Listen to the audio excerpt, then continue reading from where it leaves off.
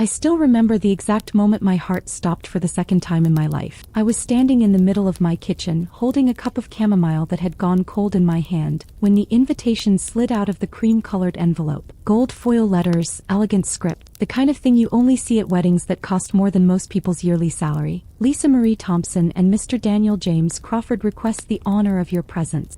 My Lisa. The girl who used to fall asleep on my couch with her head on my shoulder while we watched old reruns of Golden Girls at 2 in the morning. The same Lisa who held my hand in the hospital parking lot the night I found out Daniel was leaving me. Daniel, my ex-husband, the man I once thought I'd grow old beside. They were getting married. I don't know how long I stood there. The envelope fluttered to the tile floor like a wounded bird. The tea finally slipped from my fingers and shattered, brown liquid spreading across the grout like blood. I just stared at those two names joined together on paper, the way they had apparently been joined together long before I ever knew. Let me take you back, darling. All the way back, before the hurt, before the truth started rotting everything it touched. My name is Evelyn Grace, though most folks call me Evie. At the time all this started, I was 44 years old, working part-time as a librarian in the little town of Willow Creek, Georgia. I had a small yellow house with white shutters and a porch swing that creaked something awful when the wind picked up. Every morning, I woke to the smell of coffee brewing and the sound of cardinals outside my bedroom window. Simple, quiet, the kind of life you think will protect you if you love hard enough. Daniel and I had been married for 16 years. We met when we were barely 20, two kids with big dreams and not a dime between us. He could make me laugh until my ribs hurt, and I could calm him down with nothing more than my hand on the back of his neck. We had a daughter, Harper, who came screaming into the world with a head full of black curls just like her daddy's. Life wasn't perfect, money was tight, arguments happened, but it was ours. We went to church on Sundays, cooked supper together most nights, and slow danced in the kitchen to whatever was playing on the old radio. Lisa came into our lives when Harper was 3. She was my co-worker at the library, 28, freshly divorced, with eyes like a storm that hadn't decided whether to break yet. She was funny and sharp, the kind of woman who could quote Maya Angelou and then cuss like a sailor in the same breath. We clicked instantly. She started coming over after work for sweet tea and gossip. Then she started staying for supper. Then she became Aunt Lisa to Harper, the one who painted her tiny fingernails bubblegum pink and let her stay up past bedtime watching Disney movies. She was at our house so often that Daniel started calling her the third wheel that keeps the car running. We laughed about it, all three of us. I'd catch them joking in the kitchen while I folded laundry, their heads bent close, and I'd feel grateful. I had a husband who loved me and a best friend who felt like the sister I never had. What more could a woman ask for? There were little moments looking back that should have pricked my ear. The way Lisa's laugh changed when Daniel walked into a room, brighter, breathier. The way his eyes lingered on her sometimes when she reached up to get a glass from the top shelf. How they both went quiet if I walked in too suddenly. But love makes us blind on purpose, sugar. We see what we want to see because the alternative is too heavy to carry. The first Real crack appeared on a Tuesday in late October. I came home early from a dentist appointment to find Daniel's truck in the driveway, but the house was too quiet. Harper was at preschool. I called out his name, but there was no answer. I walked toward the back bedroom, our guest room, and heard whispering, low, urgent, then a soft laugh I knew better than my own heartbeat. Lisa's laugh. I stood outside that door with my hand raised to knock, and something ancient inside me whispered, "Don't." I didn't knock. I backed away, quiet as a ghost, and left the house again. Drove around for 2 hours with no destination, crying so hard I had to pull over twice. When I came home later, they were in the kitchen making sandwiches like nothing had happened. Lisa hugged me and asked why my eyes were red. I lied and said allergies. That lie was the first brick in the wall I built around my heart. From that day on, I watched. I noticed how Daniel started working late on Thursdays, the same night Lisa closed the library, how her perfume, jasmine and vanilla, began lingering on his jackets, and how they both reached for the same bottle of wine when we had dinner, fingers brushing, eyes meeting for half a second too long. But I said nothing, because saying it out loud would make it real, and if it were real, my whole world would shatter. I told myself I was being paranoid. I said to myself that marriages go through rough patches. I told myself Lisa would never, Daniel would never. I was wrong. The absolute unraveling came on a rainy Thursday in February, the kind of cold, sideways rain that makes the pines bow low as if they're mourning. Harper was down with a fever, so I stayed home from the library. Daniel kissed us both goodbye that morning, same as always. Coffee breath, scratchy cheek. Love you, Evie girl. I watched his taillights disappear through the downpour and felt that familiar knot in my stomach I'd been pretending was indigestion for months. Around noon, Harper finally fell into a fitful sleep. The house was too quiet. Rain hammered at the tin roof as if it were trying to get in. I wandered into our bedroom to fold laundry, anything to keep my hands busy, and that's when I saw Daniel's phone on the nightstand. He never forgot his phone. Never. It lit up with a text before I even touched it. Lisa, can't wait to feel you tonight. Same place? The little red heart next to her name hit me harder than any words could. My knees gave out. I sat on the edge of the bed, rain drumming, heart drumming louder, and I opened that phone like I was opening a coffin. I wish I could tell you I stopped at that one message. I didn't. I read months of them. Hundreds. Some sweet, some filthy, some so tender they made me want to vomit. Pictures I can't unsee. Plans for motel rooms 20 miles out of town. Lies they told each other about me. She's cold lately. She doesn't understand me like you do. We'll be together soon, I promise. I found out the affair started 8 months after Lisa's divorce was final. 8 months. While I was teaching Harper her ABCs, while I was ironing Daniel's work shirts. And while Lisa was crying on my shoulder about how lonely she felt, they were meeting in the back room of the library after closing, in his truck behind the Piggly Wiggly, and once even in our own bed while I was at a parent-teacher conference. I sat there until the screen went black, until Harper called out for juice in her raspy little voice. I wiped my face, made her a popsicle, and tucked her back in. Then I drove straight to the library where Lisa was working the afternoon shift. She looked up when the bell chimed, a smile already forming. Evie, what are you? I didn't speak. I walked behind the counter, took her gently by the elbow as if we were still best friends, and guided her into the storage room that smelled of old paper and dust. I closed the door softly so the patrons wouldn't hear. Then I looked her dead in the eyes and said, "How long?" The color drained from her face so fast I thought she'd faint. Her mouth opened, closed. Tears filled those storm cloud eyes almost instantly. "Evie, please." "How long, Lisa?" She started shaking. 2 years, she whispered. "Almost 2 years. 2 years. 2 whole years of Sunday dinners, of birthday parties, of her holding my daughter while she lied to my face. I don't remember much after that. I remember the smell of the books, the way her lipstick was smudged like she'd been kissing someone that morning. I remember walking out without another word, driving home through tears that blurred the windshield wipers into useless streaks. When Daniel came home that night, I waited until Harper was asleep. I put his phone on the kitchen table between us like evidence in a courtroom. He looked at it, looked at me, and for the first time in 16 years, my husband had nothing to say. He cried, but said it was a mistake, that he loved me, that Lisa meant nothing, that he'd end it tomorrow. Classic lines. I'd heard them in movies, read them in books, but hearing them from the mouth I'd kissed 1,000 times, it was like swallowing broken glass. I asked him to leave. He packed a bag while I sat on the porch swing in the cold, rocking back and forth like a woman twice my age. Lisa called 17 times that night. I let everyone go to voicemail. Her messages went from apologies to anger to threats to sobbing pleas. I deleted them all without listening past the first few words. The divorce was quiet. Willow Creek is small. People talk, but Daniel and I both asked for privacy and folks mostly respected it. Harper was 5, old enough to know Daddy wasn't coming home,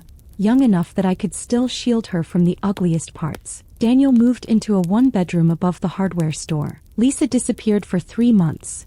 Rumor was she went to Atlanta to get clean, whatever that meant. I kept putting one foot in front of the other. Library shifts, macaroni and cheese dinners, bedtime stories where the princess always saved herself. I smiled when people asked how I was. I gained 15 pounds from stress eating peach cobbler. I stopped wearing my wedding rings, but kept the indentations on my finger where they used to be. Time did what time does. It didn't heal, but it scabbed over. 5 years passed. Harper turned 10, then 12, then 15. She spent every other weekend with her daddy, who'd cleaned up his act, gotten promoted to manager at the plant, and started dating a lovely widow named Karen who wore turtleneck sweaters and baked banana bread. I liked Karen fine. Life settled into a new normal. Lisa drifted back to town about 3 years after everything blew up. She looked different, thinner, with eyes too bright, the way people get when they're chasing something in a bottle or a needle. She got a job waitressing at the diner and kept her head down. We never spoke. Not once. Some wounds you just let scar. I thought that was the end of the story. I was wrong again. The invitation came 5 years and 4 months after the divorce was final. I had just turned 50 and I was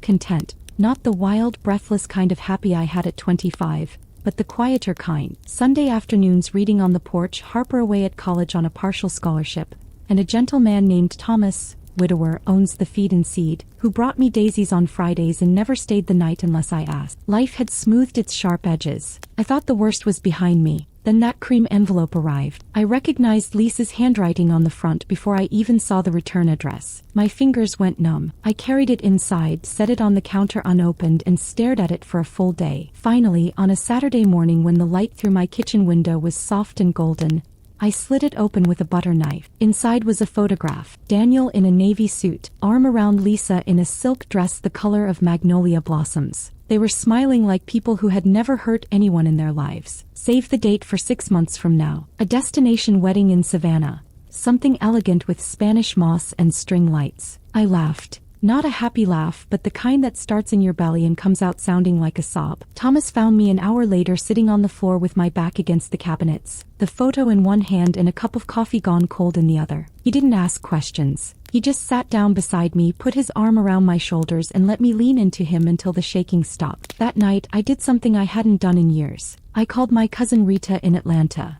the only person who knew every ugly detail from back then. Rita listened while I read the invitation out loud, voice flat. "Lord Evie," she whispered when I finished. "They got the nerve of the devil himself." I asked her the question that had been circling my mind like a vulture. "Do I go?" Rita was quiet for a long time. "You go if you want to watch them say vows built on your grave," she said finally. "Or you stay home and let them think they won. Either way, baby, you decide what your piece is worth." I hung up and walked out to the porch swing. The crickets were loud that night. I rocked and rocked, thinking about the girl I used to be, the one who believed love was enough, who forgave too quickly, who let people walk through her life wearing muddy boots. Something shifted in me then. Not rage. Not really. It was colder than that. Clear. I started watching again. Not the frantic watching of a betrayed wife, but the quiet, deliberate watching of a woman who finally had nothing left to lose. Lisa had posted about the engagement on Facebook, of course. Hundreds of likes, comments full of hearts, and congratulations. But I knew where to look. Old mutual friends who still felt guilty.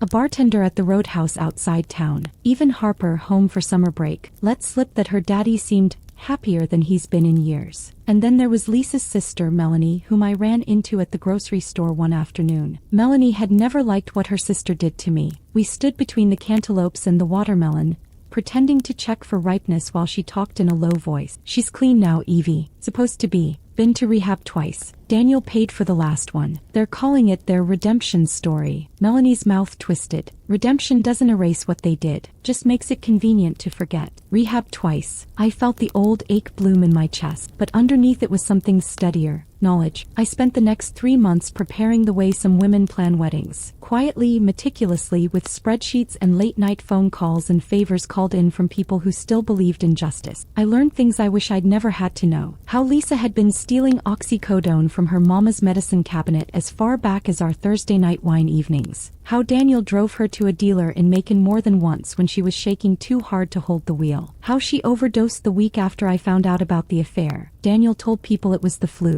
How he proposed to her in the hospital parking lot the day she got discharged the second time.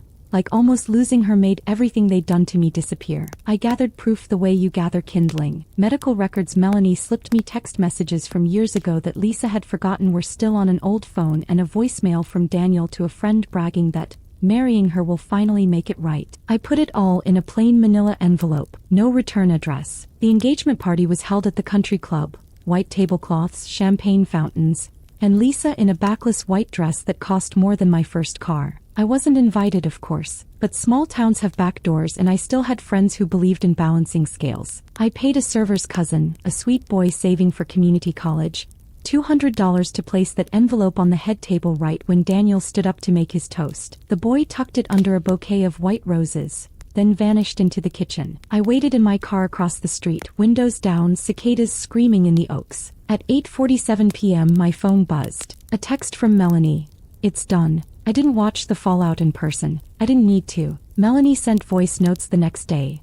Lisa screaming, Daniel's face going gray, and Lisa's mama crying into her shrimp cocktail while guests whispered behind their napkins. Someone opened the envelope. Someone started reading aloud. Phones came out. By the time the police arrived, called for a disturbance. Half the room had seen the hospital bracelets. The old mugshot from a possession charge Lisa thought was sealed. The text time-stamped the very week Harper had chicken pox. and I was up all night with a sick baby while they were in a motel off I-75. The wedding was cancelled by morning. Quietly. No public statement, just a mass text about unforeseen circumstances. Daniel showed up at my door 3 days later looking 10 years older, eyes red. He stood on my welcome mat like a man waiting to be struck by lightning. "Evie," he started, voice cracking.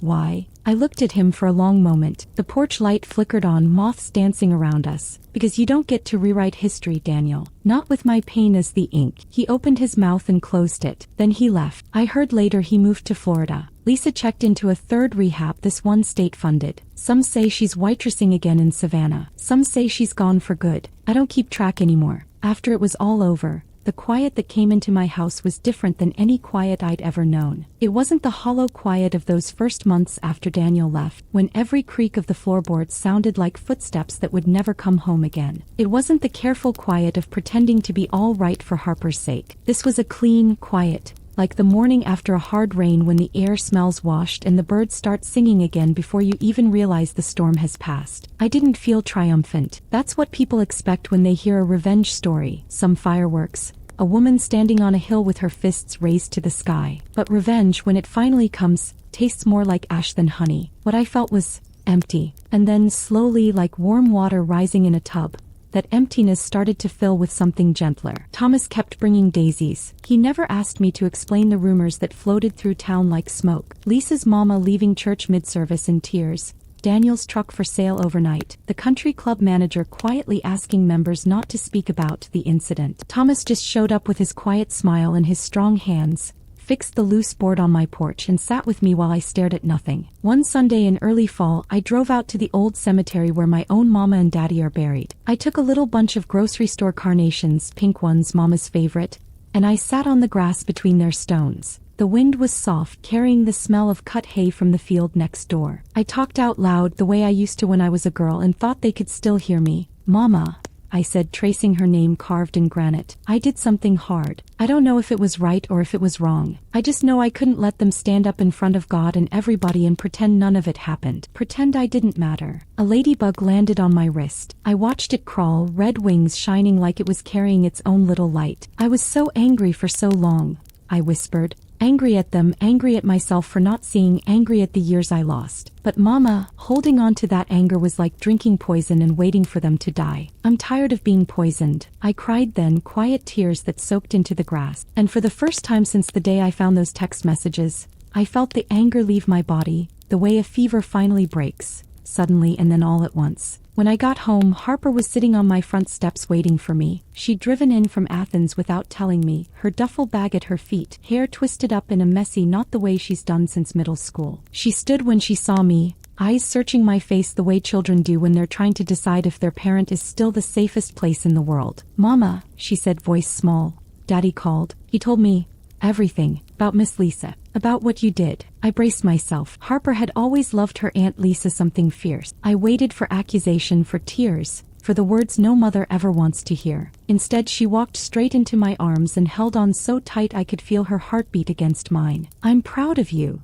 she whispered into my shoulder. "I'm so proud you're my mama." We stood like that a long time, swaying a little on the porch like we did when she was little and the world got too big. That night, we made grilled cheese sandwiches and tomato soup, the way I did when she was sick as a child. We sat at the kitchen table with the windows open and crickets singing, and she asked questions, careful ones. I answered honestly but gently, the way you pull a splinter, slow so it doesn't hurt worse than it has to. She told me Lisa had texted her an apology, lengthy and rambling, full of excuses. Harper said she read it once and then deleted it. "Some things," she said, stirring her soup, "you don't forgive because the person deserves it. You forgive because you deserve peace." But when did my baby get wiser than me? Winter came softly that year. I started sleeping through the night again. I lost the 15 pounds I'd carried like armor. Thomas and I took a little trip to the mountains, just 3 days, a cabin with a fireplace and no cell service. We didn't talk much about the past. We talked about what kind of dog we might get one day and whether to paint the kitchen yellow or leave it the soft blue it's always been. One evening in January, I was folding laundry when the doorbell rang. I opened it to find Lisa standing there. She looked small. No makeup, hair pulled back plain, wearing an old coat I recognized from years ago. Her hands shook as she held a little paper bag from the bakery downtown. "Evie," she said, voice barely above a whisper. "Can I come in? Just for a minute." I should have closed the door. Part of me wanted to,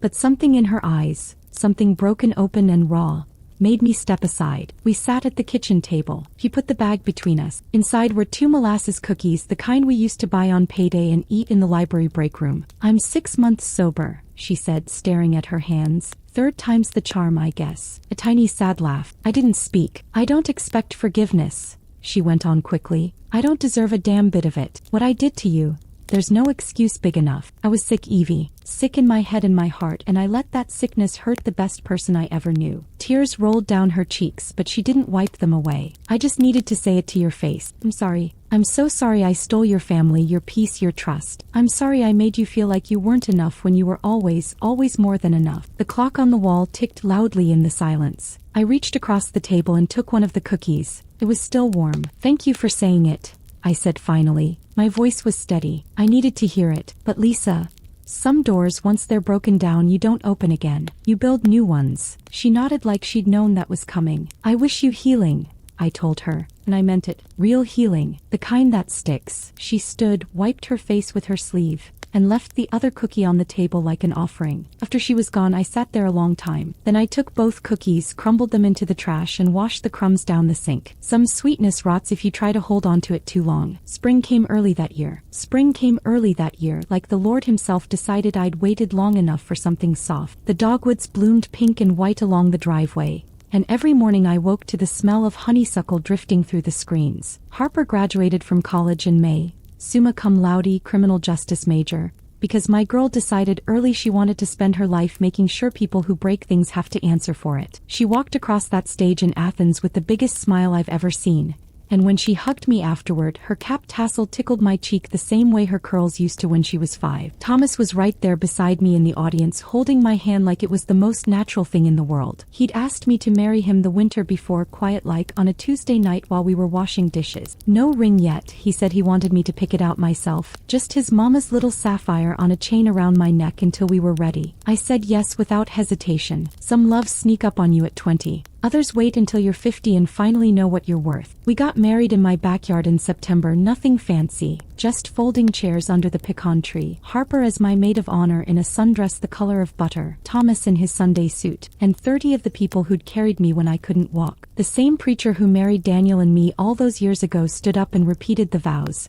but this time they felt like truth rather than just pretty words. I didn't invite Daniel. I didn't ask Lisa. And nobody expected me to. That night, after the cake was cut and the mason jars of sweet tea were empty, Thomas and I slow danced on the grass to Van Morrison playing from somebody's phone. Fireflies blinked around us like little blessings, and I lay my head on his chest and felt whole. Not fixed, some cracks never close all the way, but entire. Like a broken teacup that's been mended with gold. Still functional, still beautiful, and stronger where it was shattered. These days I'm 52 and the mirror doesn't frighten me anymore. The laugh lines around my eyes are deep, and my hands have the little brown spots my mama used to call wisdom freckles. I still work at the library part-time because I like the smell of books and the way children whisper when they think no one's listening. Harper's studying for the bar exam in Atlanta, coming home most weekends with laundry and stories about boys who aren't good enough for her. Thomas and I got that dog we talked about, a mutt from the shelter named Biscuit who thinks the porch swing belongs to him. Some Sundays I still drive out to the cemetery. I bring fresh flowers and I talk to Mom and Daddy the way I always have. But now I tell them the good parts too. How the hydrangeas are bigger this year.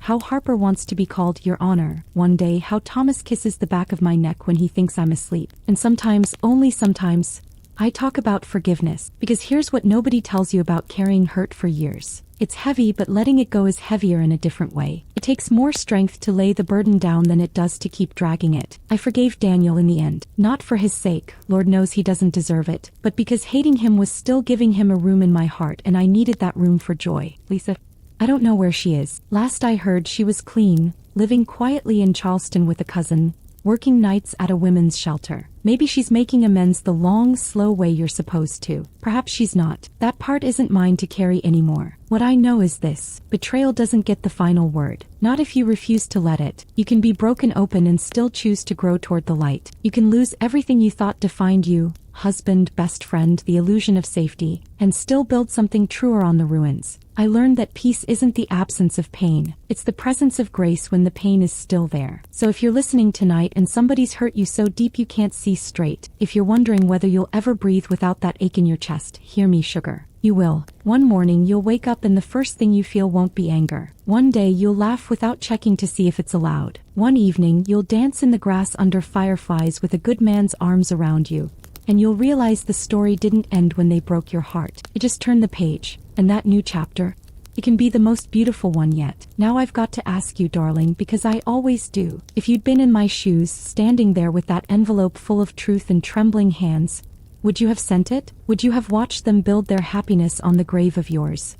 Or would you have spoken up so you could finally sleep again? Be honest in the comments. I read every single one and I hold every story gently. If this touched your heart even a little, share it with somebody who needs to hear that healing is real. And if you haven't already, hit that subscribe button so we can sit on this porch together again real soon. Until next time, take care of your heart. It's the only one you've got. I love y'all. Good night.